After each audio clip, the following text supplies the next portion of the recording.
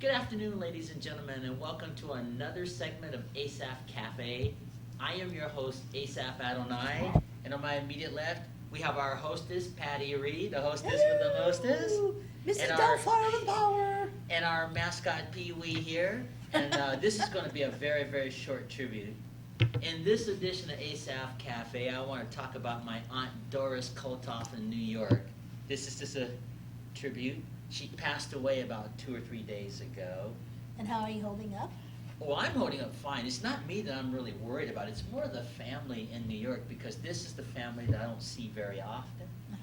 But I want to be specific because I want to tell you about this family and just get a kick out of here. It's kind of funny And that I'm New going to York do some old hymns while we're talking. It's kind of funny that New York, you know, on the map it looks so small, but when I went there last year, it looks large when you get there. But on the map, it's just a blink and you miss it. Yeah. My auntie loved old hymns, so I'll play these hymns while we're talking about her. Okay. Did she like spaghetti? Yes, she did. Oh, there we go. So you know that she liked this. So in a sense, the ghost of your aunt has made us lunch. How nice. But let me tell you about my auntie. Her name was Doris Kohltoff. She's the oldest of 4 children. It was her, and then my father, and then my Aunt Mary, and then Aunt Jackie. Oh, so your dad was trapped in a female situation. Oh, Yeah, that would have been fun. my father's name was Charles, and so that whole generation is gone, because when my auntie passed, she was considered the patriarch of the family. And so who was the oldest? Aunt Doris. Okay. And what was interesting about my Aunt Doris is that she was married to my uncle, whose name was Larry Kohltoff. And he was of Puerto Rican descent.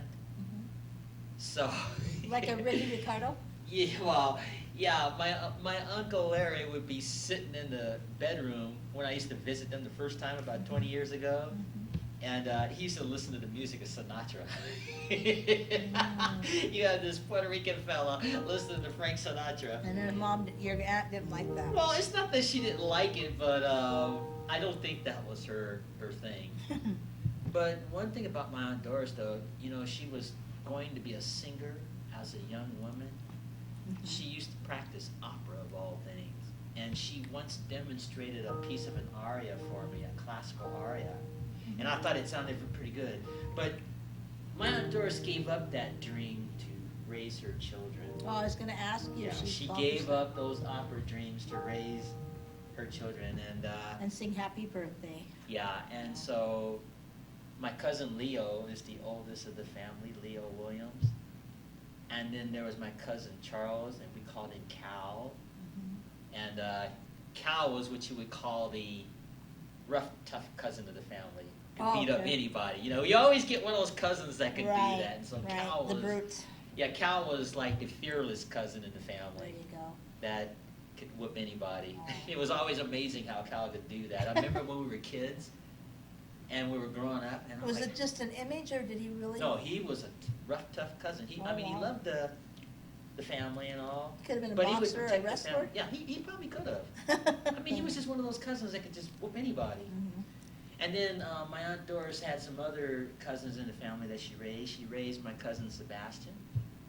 She raised my cousin Juanita. She raised my cousin Lourie. And she raised my cousin Thomas. That's a lot of names. Yeah, well, it was a big family. So when the cousin, not to get back on it, but the cousin that was the brute, did he make everybody behave when there was family reunions? Oh, yeah. Cal was the cousin that, you know, kept law and order, you know, in the family. And then, of course, I don't want to forget my cousin Donna also. I'm trying to get Donna to move here to Montana because I think it's time for her to do that. I mean, she's been in Harlem pretty much all of her life. And it's really hard to live in the East Coast. Yeah, I know, because, see, my father was in the military, so we used to visit my Aunt Doris and Uncle Larry when we were kids. You know, my father was like, before we went to Taiwan, we'd go to New York and stop and see the family there. Right. and then we went overseas and then came back. So I learned that when I went to New York also.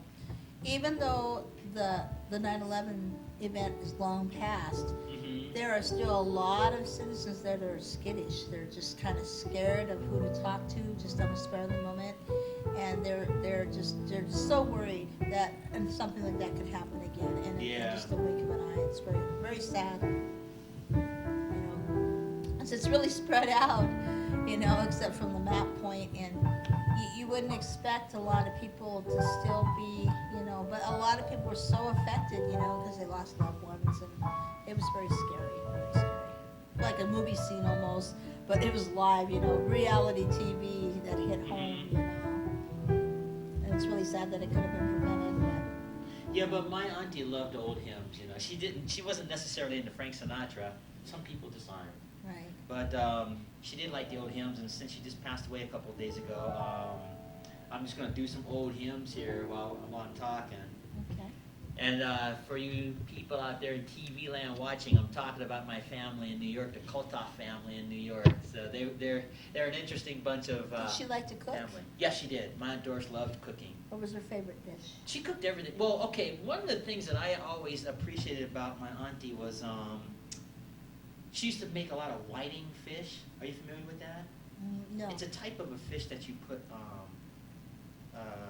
corn flour over and you just fry it. Okay.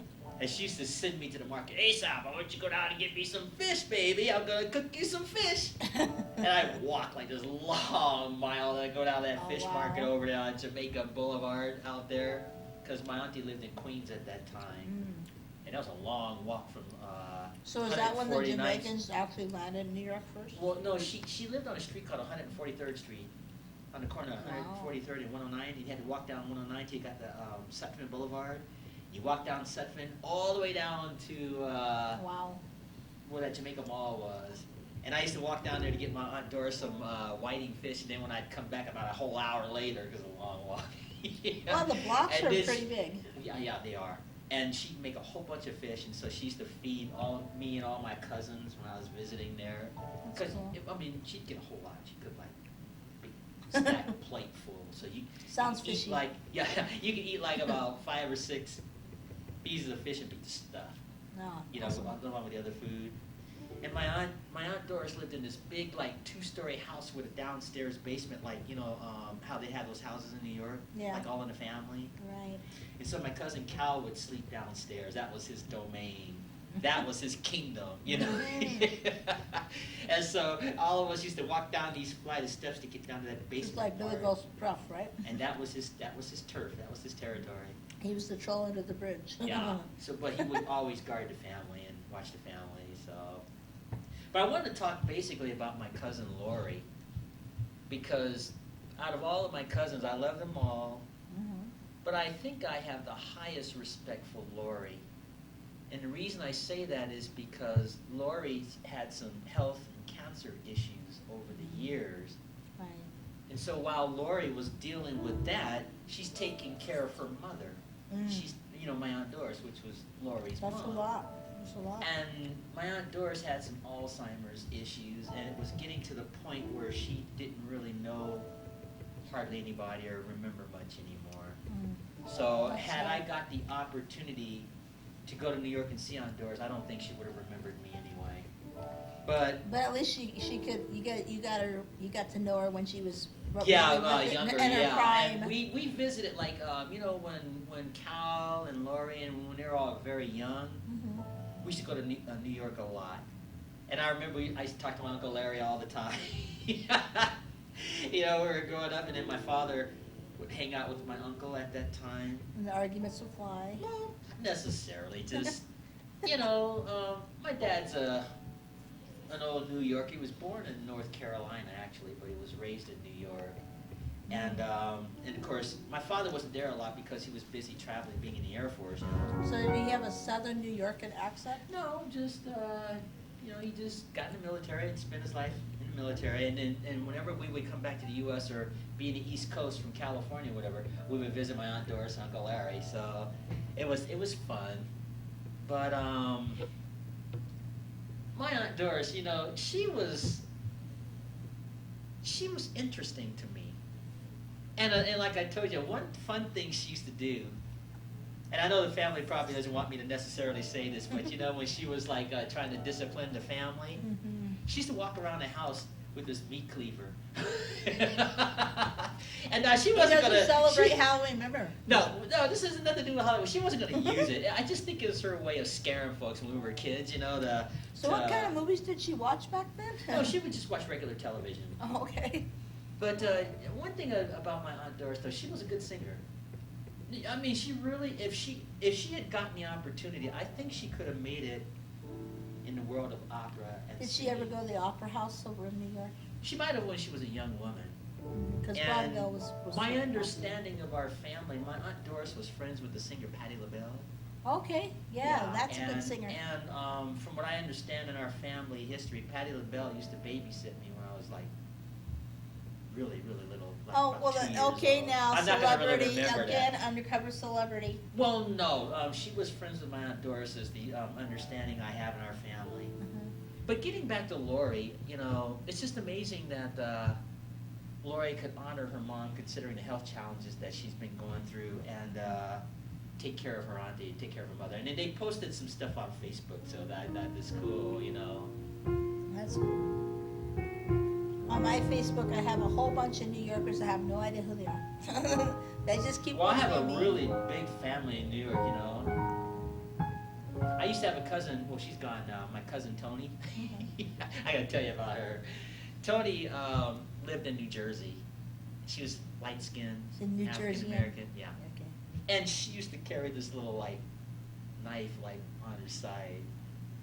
And one day I said to her, I said, Tony, how come you carry that little thing on you like that? And she's like, well, that's just my means of defense. And I think she was just being, you know, Did you ever call her a Jersey girl? Well, I never called her that, but I loved her too. She was my cousin. And my Aunt Doris raised most of my cousins. Some of them were by birth and some weren't. But and I gotta tell you about, now let me tell you about Leo. Leo to me was an interesting, well still is because he's still alive, interesting cousin to me. He was, out of all of my cousins, I would say my cousin Leo is a true New Yorker. And my cousin Leo knows I love him, you know. He's got the accent going on real strong. He's just New York. He's just a guy that spent his whole life in New York, and I respect him because he took care of my cousin Renee. They've been married for like 20 years, something like that, or more. And he raised Leo Jr. and my cousin Tennille. And then I have another cousin named Neville. Did you have a captain go with the Tennille? Well, Captain Tennille, I don't know, you know. So I'm just doing some name dropping to talk about my family on television. I think they'll get a kick out of this. And so That's anyway, quite the eulogy. And my cousin Neville, his mom was my Aunt Mary. But see, this tribute here is more about my Aunt Doris because I just lost her the other day.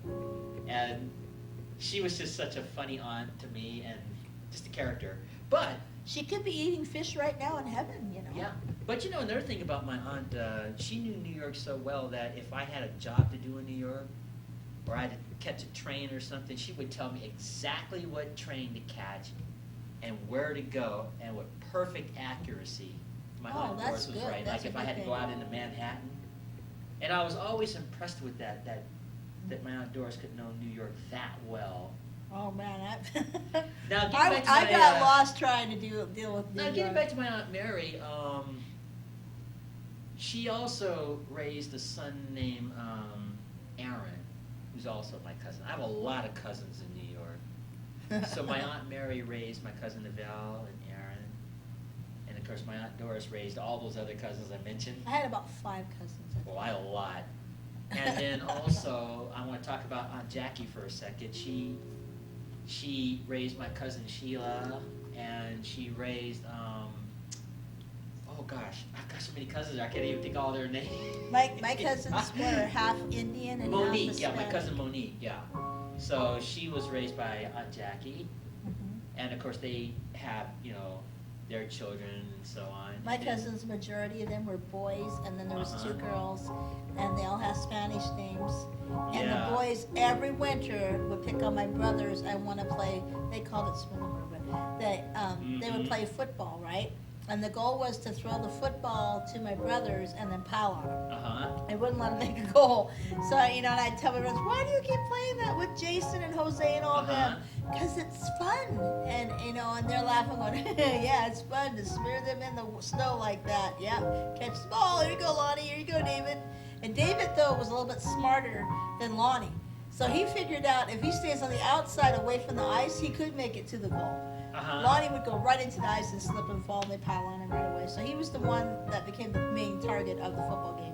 Yeah, I'm just playing these old hymns and stuff, and my Aunt Doris was really into the hymns. Now I want to tell you about two other cousins that I had that are gone now, that my Aunt Jackie had, because Aunt Jackie was the youngest of the siblings of the four children. Donald and Jimmy were her two sons. They're gone now. They died relatively young. So Monique is still with us, Sheila. And Sheila is a real sweetie. My cousin Sheila. She's married to Willie, and I think Willie's is one of the coolest cousins you could have, or cousin-in-laws. So I was always fond of Willie. I just thought he was just such a cool cousin-in-law over the years. So, so I'm just naming some names because I'm giving tribute to Aunt Doris. You're going to be the godfather of your family, pretty Well, I don't know about the godfather. I don't know about that, but yeah, I have such an interesting family in New York. Like some of the cousins in New York, they might like squabble and have arguments like most families. Biggest ones. But what always impressed me about this family is when you got in a pinch, they were always there.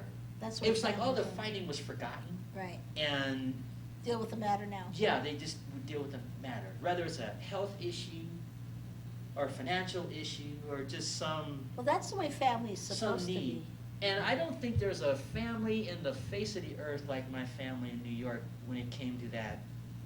Putting stuff aside and, Well, I was that way with my children.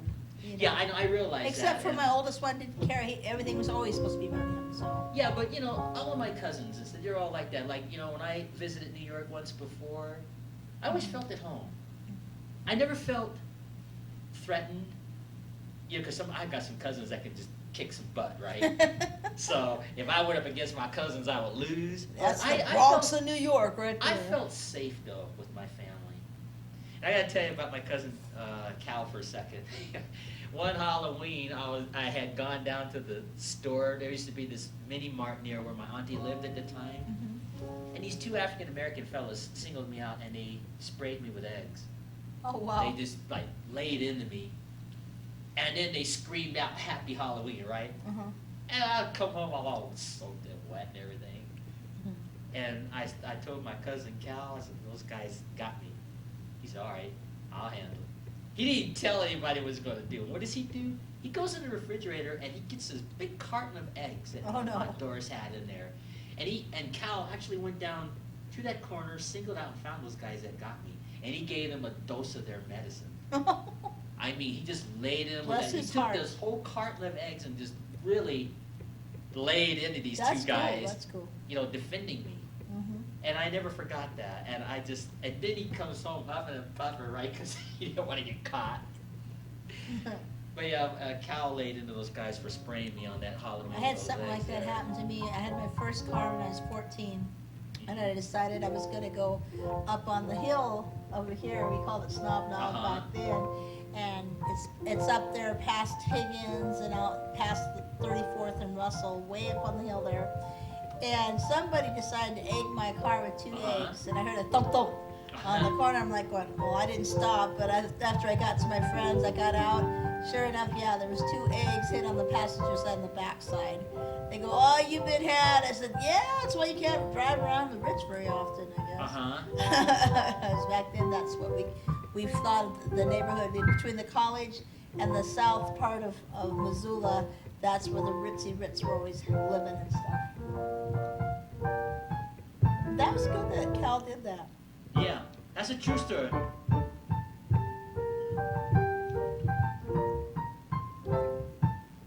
That is called something about that name by Bill Gaither, that song. My auntie would have loved that song. She was all into hymns and stuff. But, you know, there are a lot of Did she go to church a lot then? Well, I wouldn't say she went to church a lot, but she exposed herself like through television and stuff like that. And, of course, I have a lot of cousins. I don't know who they are now because they're like second-generation cousins. And it's been a lot of years since I've been in New York. Like my cousin Galileo. Oh, they'll watch and they'll come look you up. My cousin Galileo, for example, I don't really know him very well, but when he was a little boy, I used to play the trumpet for him a lot when I was still playing the trumpet in those years. And I think those people, the kids in the neighborhood thought it was cool because I could play a trumpet at that time. And so my cousin Donna, her children, when they were very little, I used to play all these songs on the trumpet for them. Cool. And no, cousins, I can't play anymore. That was over 15, 20 years ago by now. Hey, cousins, you should come to Missoula, Montana and pull a surprise visit. Well, Donna, if you're watching this, I'm trying to get you in particular to come out here to Montana. Yeah, we're naming names because we're doing a tribute to Aunt Doris, and Patty is my hostess on this show. And he has a nice heating system in his apartment. Yes, I do. The name of this program for my family is called Asaph Cafe, and the premise of this show, I invite a guest every week, and I play the piano while I talk to them. But in this particular edition, I'm doing a tribute to Aunt Doris, so... A tribute eulogy. Yeah, a life well lived. So hopefully when the family that I don't know in New York sees this, they will know that they got a cousin that lives in Montana. And he knows Aunt Doris will ask her to come by here and say hi. She'll spook him. Now, Aunt Doris was 84 years old, and so she lived... Oh, my dad is 85, so they would have had a good time talking about the early years. My Aunt Doris lived a pretty full life, but so she got to see the 30s. But of all of my family in New York, and I love them all, my hat goes off to Lourie. And if I could wave a magic wand, I would make Lourie well from her cancer disease. And you'd have a big banner saying, "This is my favorite one." Yeah, I know. Now, Lourie is married to my cousin Pete, and I don't know Pete that well. I've known of him over the years. And you know what's interesting about that couple? I think they've celebrated something like their 20th year of marriage. Wow, that's a miracle right there. Yeah, Pete and Lourie. And I find that impressive, especially when we live in a culture where people don't stay married much anymore. Well, yeah, they've made it the new thing now. You have to do a prenup, and you have to... Yeah, I know. And my cousin, well, you know, Pete's a very handsome young man, too, especially when he was younger. Not that he's not handsome now, but he married my cousin Lourie, and they've been together all these years. And they're just the sweetest couple, Pete and Lourie. Just the sweetest couple you would ever see. I mean, they're like Romeo and Juliet, if I had to describe them. Of course, most of my cousins, you know, my cousin Leo and my cousin Renee, you know, they're just a great couple. Just that whole family. And I don't express myself to my family in New York or show it, but I have the highest respect for my family in New York, even though I don't see them every day. And when I do call them once in a blue moon, like one time I called my cousin Leo, and he's like, "Hey, Asa, what are you doing?" I'm like, "I'm practicing Chopin." I was practicing Chopin, and I took time to call him on the phone the last time I remember talking to him, and he was laughing about that. But, you know, my family, they love each other, even when they have their moments. It's like that movie, My Big Fat Greek Wedding. You know, when two was talking about, you know, we fight, and we laugh, and we have spit on the food, you know, when they cook. But in a pinch, they're always there. Yeah. And that's the way to describe my family in New York. Well, that's how families They're just should be. always there. I mean, you know, a person that really, like in my situation, a person that doesn't have really the aunts and the uncles and the cousins and the sisters and the brothers, you know, you get to a point where materialistic things aren't as important as the love and the bondedness and the security, you know, because some things you can't buy that are important. Now I gotta tell you about my cousin Donna. The one that I'm trying Did to she get like the song here. "Oh Donna"? Probably. She probably got a lot of "Oh Donna" jokes when she was growing up. But anyway, my cousin Donna, I call her the religious one of the family. And that's not to say that well, I wouldn't say raised in church. She's really into church, my cousin Donna. All right. And I have to admire her for her religious beliefs. And I may not agree with everything that she believes, and we may have differences, but she's still my cousin. Right. And I just think that's cool, her religious beliefs that she has. And let's see, what other cousins can I tell you about? You didn't have just workers like you my didn't cousin have any Neville. kissing cousins, right? No kissing cousins. Not like that movie with Chevy Chase. You remember that scene of the little girl's like, yeah, my daddy taught me how to kiss. How? By French kissing. The little dad was French kissing the little girl. Like, okay, that's a little gross. Wow, who wrote that script? I don't know. Whoever did those Chevy Chase movies, and stuff like that. But no, I have a big family in New York, and that first generation is gone now that Aunt Doris has gone home. Kind of like Tracy, what's his name? Not Morgan, but he was a country singer, and he sings this all Time Marches On. Oh, you're not talking about Trace Atkin, are you? Maybe Time Marches Country singer? Yeah. Time marches on. Yeah, But that could be your family's album. But my Aunt Doris, I think she should be proud. She left a family legacy. Maybe she never pursued her dream as an opera singer. Well, she's a head opera singer now. Well, yeah, but she's got a great legacy. And I think the best way to end this program, I'm going to say hello, and say hello to each family member. So that'll take 3 minutes. Yeah, I know. I'm not doing much playing on this show today. This is just my tribute to Aunt Doris Kohltoff, who just recently passed away. I am Asaph Adonai, and I'm here with my hostess Patty Reed on this edition of Asaph Cafe. Hello, happy Halloween! Wow, some of them don't really celebrate Halloween, I suppose. Well, let me just name some names before we end this. I'll start off with Doris Kohltoff, who was my auntie that just passed away a couple of days ago. She was married to my Uncle Larry, who's now gone. And I wanted to say hello to my cousin Leo, and my cousin Neville, my cousin Cal, my cousin Sebastian, my cousin Thomas. Thomas is an interesting character too. Oh, do they like internet? Yeah, I suppose that you could probably... and they can see him saying hi to them on the internet. Yeah, I'm going to send this show off as a tribute so that the family can see that, and they can know that they got a cousin in Montana who loves them and hasn't forgotten them. And then my cousin Donna, I want to say hello to her. And if he wants a private visit or surprise and my cousin, visit. yeah. And I hope that Donna will come to Montana one day, because I've got some friends that'll look out after her too if she moves out here. And of course my cousin Lourie, I want to acknowledge her and say hi to her. And let's see, who else in the family can I say hi to? My Aunt Mary is gone. Aunt Jackie is gone. My father is gone. Is Cal around? Cal is around, yeah. Oh yeah, let's Hi, give Cal! Hi Cal, yeah, let's give Happy Irish to you, we love you. let's say a special hi to Cal. Thank you for doing the egg thing for your nephew here. My cousin Cal, the one's defending me spraying folks You're with great some for a eggs. food fight. Woohoo! Yeah. And I haven't seen this family in years now. It's been about 20 years since I've seen my family. But I I've been in bet you contact Cal's with got an them. arm on him still for softball. Yeah. Baseball, Well, let me name and some more egg. names. I want to say hello to my cousin Sheila, my cousin Willie. I want to say hello to Monique. And Jimmy and Donald are gone now. They're gone also. It's almost kind of like the Academy Awards. Yeah, I'm The just going to name some names of the family members here. And of course Galileo, when he was a little boy, I used to play for him, so I want to say hello to him. And all the other brothers and sisters, that I don't know. That's an the interesting name next to name generation. somebody now, Galileo. Yeah, Galileo, yeah, my cousin Galileo. He's my second cousin, actually. So, I hear Queen now singing. yeah, so I'm just having fun giving this tribute here, but the patriarch of the family was Doris Kohltoff, who is now gone home, and I think that my family in New York is going to miss her. They're going to have a memorial service for her coming up this Sunday, October 25th. And of course, the family will see this taping in advance, because I'm going to post this tribute.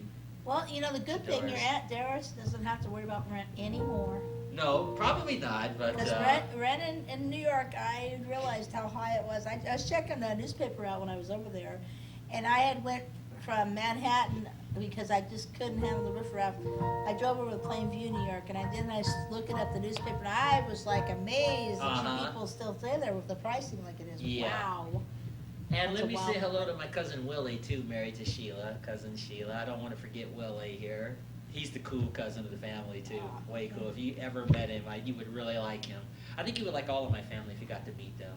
They're just wonderful people. As long as they celebrate life, I'm cool. And I also want to say hello to my cousin Juanita. She's a real sweetie, Juanita. I mean, she's just a delight. Well, they all Juanita's are they such all a into delight. dancing? Huh? Well, no, they're just wonderful people, you know. And I don't get a chance to say that to my family in New York, so I can say it on this television show. Yeah, you guys are mentioned on television. This show will air on channel 189, or you can go to mcat.org and click channel 189, watch now, and see this tribute to Doris Kohltoff. So He says his family rocks. yeah, that's it. My family rules in New York, or rocks, you know, as that old saying goes. Yeah. You guys But rock. they're just such delightful people. They're wonderful people. And if you're still singing and playing instruments, you guys need to get together and do a musician moment. And you know, they put up with that trumpet playing over the years. You know, the last time I visited them, I think I drove my family nuts with all that trumpet music. But but it was fun though. And I primarily lived with my Aunt Doris when I was visiting. Like I'd stay with my Aunt Jackie for a few days, Aunt Mary, and so on. But I was primarily Aunt Doris. Now, I don't want to forget my grandmother. We called her Ma Edna. She was an interesting personality too. That's cool. And she reminded me of that elderly lady on my big fat Greek wedding. Oh, okay. You remember what Tula was saying? We told our grandma the war was over, but she still slept with a knife under her pillow. Yeah. My Edna used to sleep with a knife under her pillow. Oh, wow. Literally. Oh. And I used to go visit her. Asaph, Did you want tell a the war was Pepsi over? Cola? You want a Pepsi Cola? I go, yeah, Grandma, I'll take one. So every time I go see my grandmother, my Edna, she'd always give me. I think I drank more Pepsi in my life You every could've done a time I commercial. visit her. She always would offer me a Pepsi. You don't want to say no. So. You're from the Pepsi generation. No, I mean every time I would visit my grandmother, she always would just stuff me full of Coke. Not Coke, Pepsi. Want a Pepsi, Asaph? Want a Pepsi? So that was cool. And she's gone now too. She passed on years ago. No more Pepsi for you, see? Well, that's okay. I can Now always you're go. on your own. I always go to the store and get it too. No, you're lucky you're across the street too. But anyway, I just want my family in New York. I'm just waving at them. I want you guys to know I don't see you every day, but Asaph loves all of you. You got that crazy cousin here on television in Montana acknowledging the family. And he wants you to play a song with him. He does. Don't kid yourself. Yeah, but in this final tribute here, I think I mentioned everybody in the first generation of my family, but I will miss Aunt Doris, but I think more than me, the family in New York will miss her. I think my cousin Leo and Cal and all the rest of the family, I think they will really miss her. They probably will, because they were there in the last few minutes. Especially Lourie. Lourie was probably the absolute last person to be with my auntie. And the understanding is my auntie woke up about 4 in the morning, and she went to the ladies' room and they cleaned her up a little bit. She went back to sleep and never woke up. That's probably the best way to go. Though. Yeah, I would think so, but She was dreaming sweet dreams about angels, and they yeah, said, so "Just come with us." Aunt Doris is probably driving Gabriel, the angel, crazy right about now. Gabriel, go get me some fish Get right me now. some fish, yeah. I you know Jesus has some fish dinner coming. He said Sunday, yeah, let's do some. Well, you know, if you read the New Testament, Jesus ate a lot of fish anyway, so I'm sure Aunt Doris is probably cooking fish up there in heaven. It's a fishy for situation Gabriel in and heaven. Michael and all the angels up there. Hey, Aunt Doris is cooking fish, y'all. We gotta sit down. So they're probably having a lot of And they wild don't run up out of there. fish in heaven. Probably not. They don't. But anyway, thanks for taking time to spend time with me, do this tribute with my family in New York. I'm gonna. Well, you know they have reality TV in heaven. It's all the angels at the choir that are singing and watching it. Well, if they got reality TV in heaven, I'm sure my Uncle Larry and Aunt Doris are like the main stars. And Don't change the channel. I might pick with my family sometimes, but it's in a affectionate, loving way. I mean, my family Surprise knows. him, show up. My family knows. I love I'll them. take pictures. It's Kodak moment. So anyway, ladies and gentlemen, thank you for being part of Asaph Cafe. On my left, I have our hostess, Patty Reed, and our mascot, Pee Wee, here. And I just wanted to do this tribute to Doris Happy Kohltoff. afterlife, Doris. Happy afterlife. So Aunt Doris, rest in peace, and I'm sure the family in New York will be fine. Keep dreaming, Doris. We know you're on the way. So on that note, ladies and gentlemen, and Lourie, thank you for taking care of Aunt Doris. And on that note, until our next show, Maranatha. I'll play it all the way through for my auntie.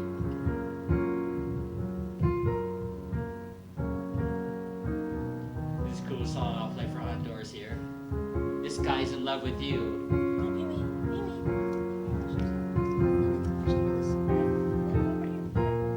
This is written by Burt Bacharach, you know. Burt Bacharach, yeah.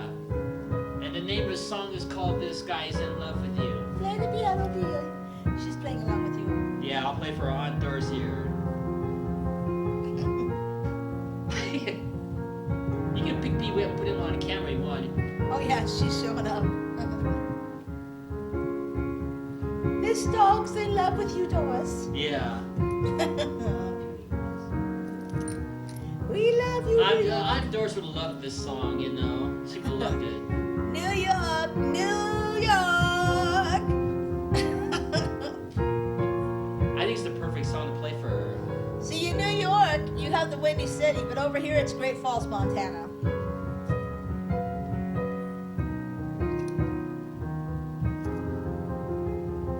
Lay it on, baby. Get out your Mississippi.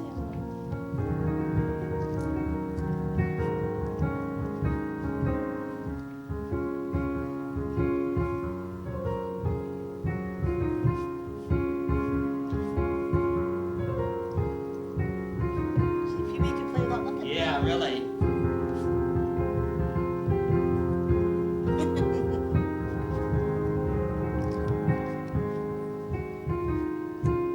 This is a perfect song to play for my Aunt Doris. This guy's in love with you.